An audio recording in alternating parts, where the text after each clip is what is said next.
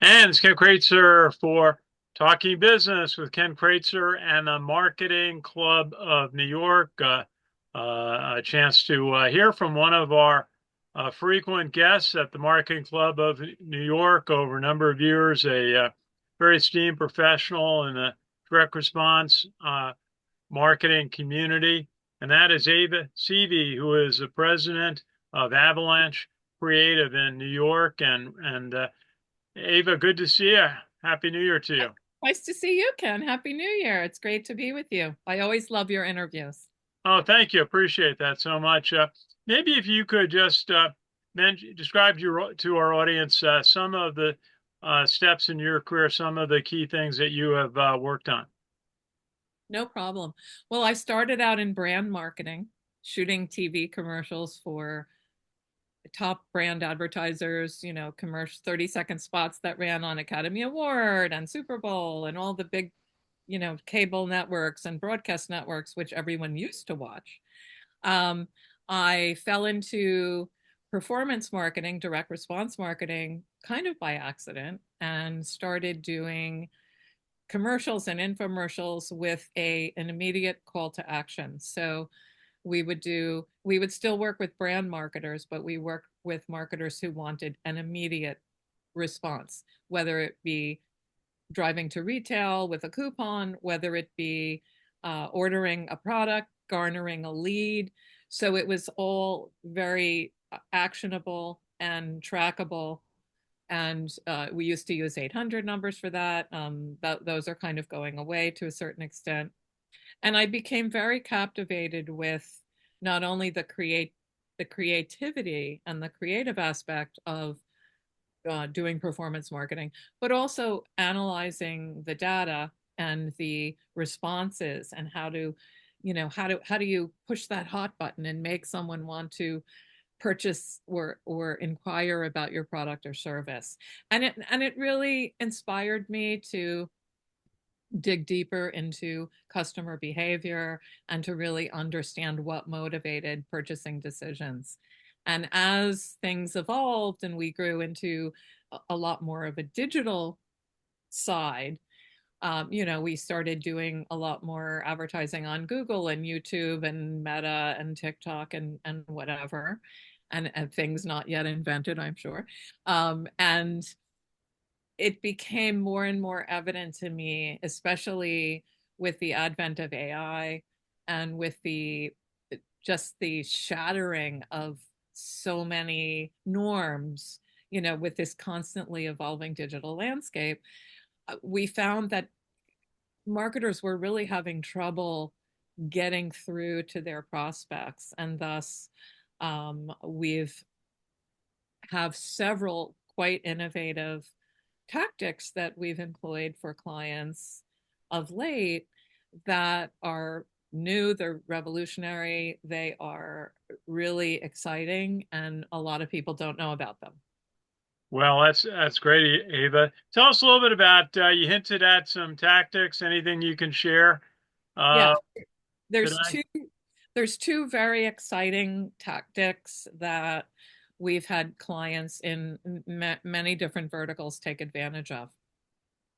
The first one is heretofore, TV advertising had really been quite out of reach for the smaller clients, the smaller entrepreneurs. It was quite expensive to mount a TV campaign, buy the media, have all of the back end pieces in place.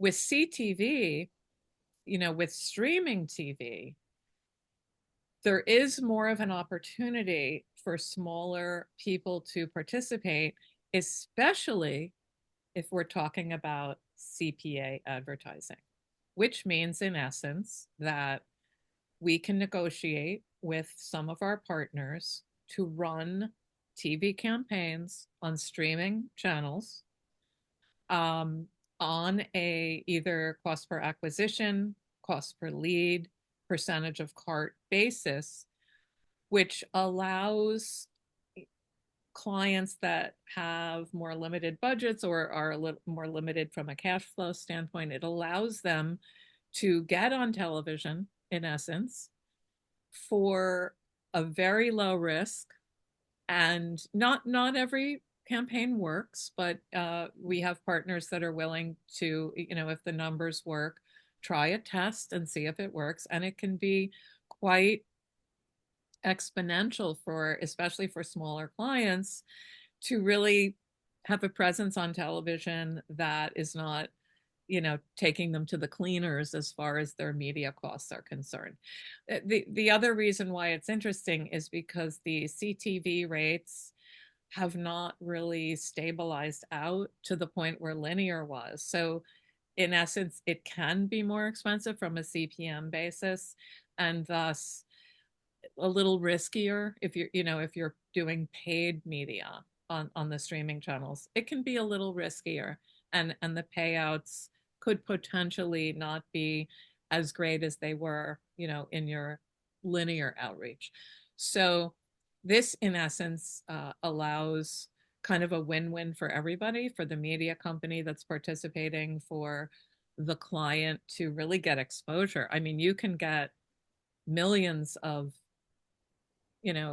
views, and exposure that is potentially going out to a different audience than you might get, say, on Google or YouTube or Meta. So it's very exciting for large and small clients, whether they're, like I said, whether it's generating a lead, or whether it's selling a subscription, or getting an inquiry, or sending someone to a landing page to purchase a product. It's quite a very interesting way to leverage your reach for a very low risk. Very good. Well, I know you're an expert in direct response, uh, television and content creation, from short 15-second promotions to 30-minute. Mm-hmm. Gosh, I see so many ads now for golf clubs and the like, Mm-hmm. and fitness equipment online, and they all seem to go across various media. Tell us Mm-hmm. first of all, what's the key in creating an ad that's going to generate interest and attract sales? Well, I always say that you can't be dull and boring. So, in order to break through the clutter, you have to have, obviously, an interesting product, an interesting, unique selling proposition, and hopefully interesting visuals, that and a decent offer. We've put together streaming ads with stock footage, voiceover, and graphics because it had strong idea behind it. It was either funny or interesting or thought provoking. So my suggestion to people is be brave. Don't be boring. If you're dull, nobody's going to remember you. It's also very important to remember who your target audience is. If are you speaking to a 20-year-old or a 60-year-old? And are you, what type of behavioral uh, issues are you speaking about? Speaking of behavioral, one of the really super exciting platforms that is new and innovative and is really helping people parse through the problems of getting to the right audience is a data platform which allows clients through pixels to use a platform and lower their cost per acquisition, lower their cost per click, and really cut out all the fake and bad media traffic, and really get to the right target audience at the right price, which in essence expands their media budget. This would be for any kind of digital buy, be it Meta, be it YouTube, be it streaming, anything digital. So it wouldn't be for linear.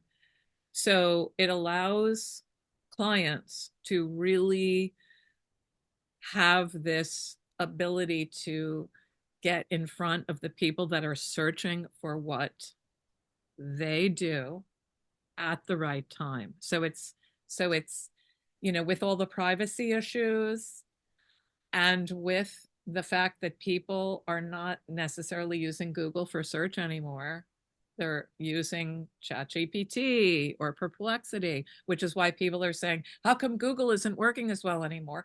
Well, it's because that's not necessarily the only game in town anymore. And if people are finding that they're not optimizing their campaigns and that there's a lot of waste, they can use these this data platform to really get to their target audience and thus expand, in essence, their media budget because they're not buying junk. So that to me is extremely exciting, and it's a game changer. I mean, it really can take a campaign from either partially performing to really overperforming, and that's Okay. challenge that really almost every advertiser in every category is having. Again, whether it's B2B, B2C, lead gen, or sales, everyone's facing these same dilemmas with Google and Meta and really almost any platform right now. Hey, I got to go back to your comment about how AI and ChatGPT is and other are being used to search. Mhm. How does that work? And two, how does someone who's got a product service become visible to ChatGPT? Well, as of now, you can't advertise on the AI platforms. Maybe that'll change at some point in time. But if somebody's typing in, where do I find an XYZ product, and your product comes up, um, that's you can't really get to them on ChatGPT or on Perplexity as of now. So that's why I love this data platform, because the data platform allows you to get to those people from their behavioral targeting data, very custom, um, so that you're getting to people at the right time that they may be looking.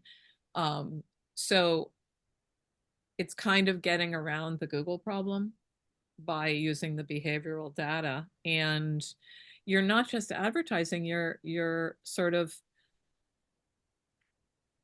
you're kind of punching into a need that people have kind of before they make the purchase. So if somebody's looking for a home remodeling and they're searching around and they're you're getting to them before they make that purchasing decision. Well, let me ask you about something you just brought up at the concept of a data platform. Mm-hmm. And tell us, maybe you can go another level of detail about what that is and how a marketer puts that together. Mm-hmm. So there is a platform that I partner with where it's a PI, it's a compliant activated data platform where it is pixeled to the client's website, and it finds through behavioral targeting. um, it finds the customers that are matched to wanting or needing this particular product. So I'm not going to tell you scientifically how it does that because I'm not the person who put it together, but it's um, it's all based on an acquisition strategy. The marketer would subscribe to it on a monthly basis and basically, in essence, deduct the cost of whatever the platform would be against their media spend, because it's going to exponentially increase the reach, so that in essence they're not paying additional money, they're actually saving money on their media buy. Okay. So Okay. um, it's and it really can function in almost any vertical: healthcare, finance, Okay. technology, beauty, medical, really, and can work even more efficiently on a B2B level because there are no privacy issues on the B2B side. There are some privacy issues on the B2C side, but on the B2B side, it's all you know, really clean, very incredible data that allows your digital spend to go much further. Okay. Okay. Ava, tell us a little bit. You talked a little bit about producing creative, a lot of video production today. I mean, that's what we do in our company is 250 videos a year of different sizes and shapes. But what is a marketing plan if you are looking at distribution? What are some of the, where do you start? Is it a website where you start and other elements of distribution? I know you like streaming, then we'll have to get to social media. Yeah, so it all depends on the client, their market, where their audience is. So I like to say we need to go where the eyeballs are. So if your target audience is on TikTok, then we're on TikTok. If your target audience is on YouTube, then we're on YouTube. If your target audience is on Meta, on Facebook and Instagram, that's where we are. And sometimes it's all of those. Sometimes it's, um, television, linear, if your audience is older. Linear is mostly for a much older audience now because the Gen Z and millennials do not watch linear television for the most part. Now, that doesn't mean they wouldn't see some of these same channels on streaming. So if you watch CNN, you can stream CNN. So you're seeing basically similar programming. If you're trying to reach a news audience, you can still reach that on streaming. You don't have to be watching cable. Um, the lengths of video on the streaming are shorter. We basically do 30-second spots and 15-second spots for streaming. Most streaming channels do not have longer lengths, so you really have to get your message down very quickly and either send them to a website or send them to Amazon or send them to retail, whatever the objective is. But we try to investigate really based on who the target market is and where are they? Where are they? Where can we capture them? Where are they watching?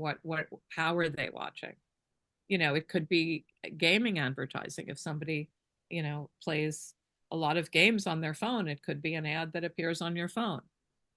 It really can be wherever the consumer is. And if it's a B2B client, that's different. It might be more on LinkedIn or on other places where business audiences would watch.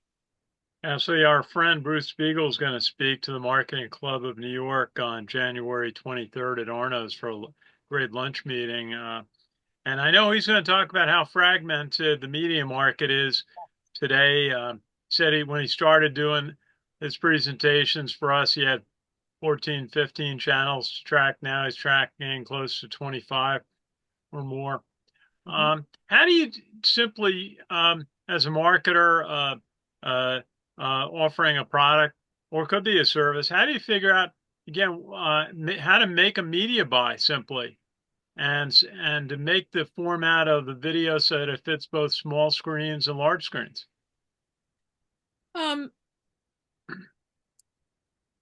well, buying media, again, it depends on the platform. I mean, YouTube is a phenomenal, has just broken through as just a phenomenal ROI platform. It hadn't been up until a little bit more recently, but YouTube is the most watched video channel in the world, period, full stop. And YouTube is very inexpensive to buy media on. So people have taken, for example, spots that ran on TV and done a version for YouTube. Uh, that is not that dissimilar to what they have run on linear television. So YouTube has, in essence, become like a, a cable channel, if you will, in essence. But it's not on cable; it's streaming. But you can do very effective advertising, direct response advertising on YouTube. And the formatting on YouTube would be very similar to that which would run on stream, a streaming or a cable channel. That's more of a horizontal format.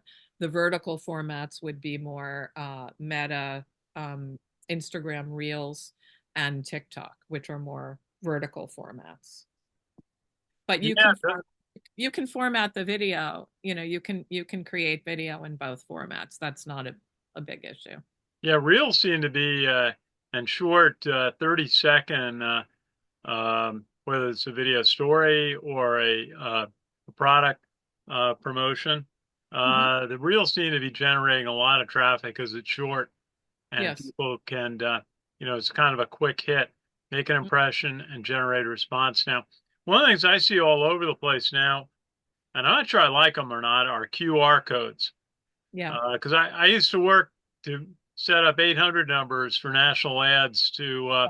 get phone calls to come in and set up banks of people. Now Hmm. it's QR codes. How does Right. that work? Is it effective? Um, well, we've done a lot of spots with and without QR codes, and the scan to conversion rate for a QR code we found to not be that high. So some people, it depends on what your call to action is on the screen. If you have too many call to actions, it really gets lost in the clutter. If the QR code is the only thing you're using as a call to action, it should be on the screen as long as possible, because for the time it takes for someone to get out their phone and scan, for example, on a 30-second ad, that's not that much time. So we have not found it to be as effective as just having the URL on there. Sometimes people want the QR code. Again, you'll get a lot more scans than conversions from a QR code in general. Um, so it kind of was the big thing during COVID. And I think it's not as strong as it was. It's not as much. We've even done QR codes that were individualized based on the TV station. So we could see, oh, this QR was scanned from this station or this station or this station. It did tend to work better for longer format products, longer format, because again, it takes time to, if you want to scan something, get your phone, scan it. So if an ad is on for a longer amount of time, there's more time for you to scan the QR code. Okay. And talking Yes, with, from an ROI standpoint, I would say it's generally not necessarily worth it.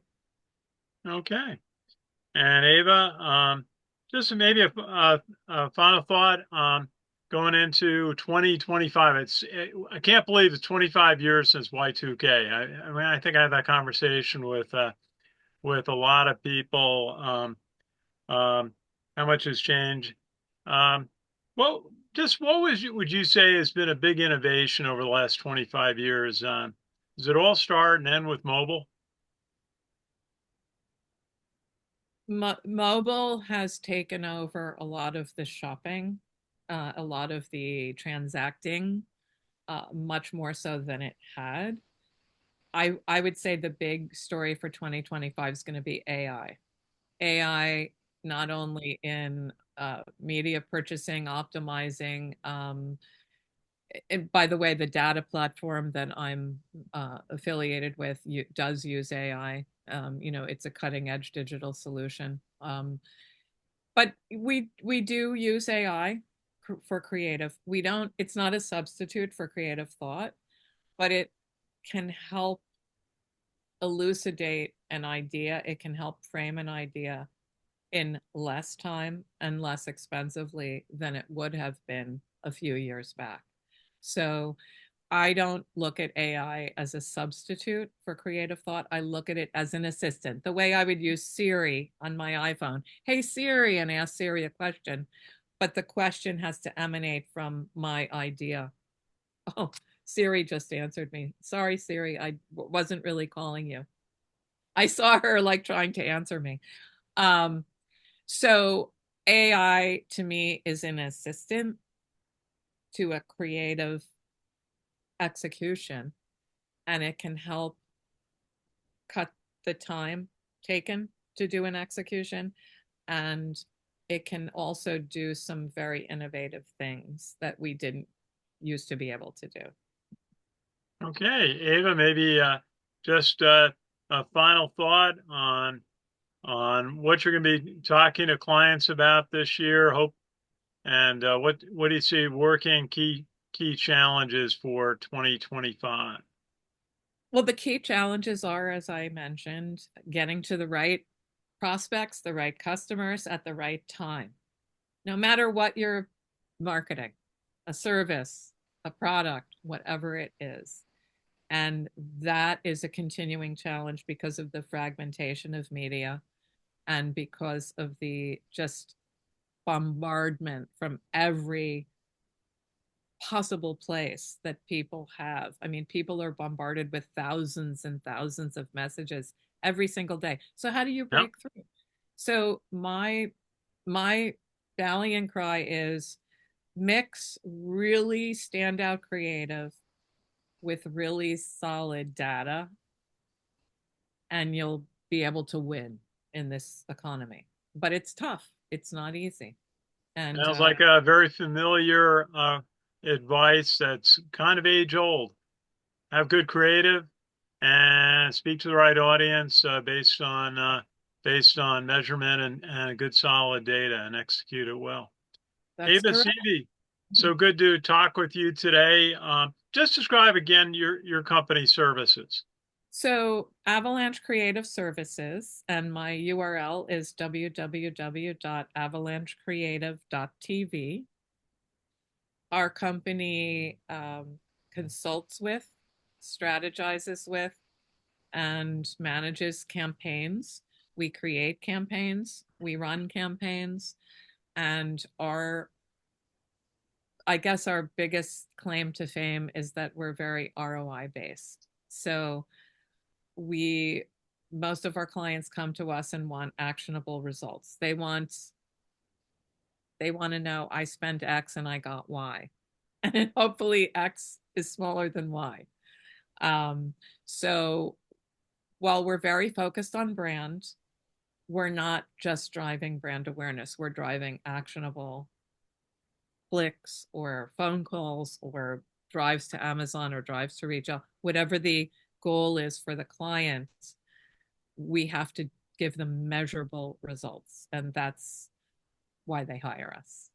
Well, Ava Seavey, President of Avalanche Creative, delight to talk with you today as part of our Marketing Club of New York series, reaching out to our members, guests, and innovative companies, and also talking business with Ken Kraetzer. Good to see you.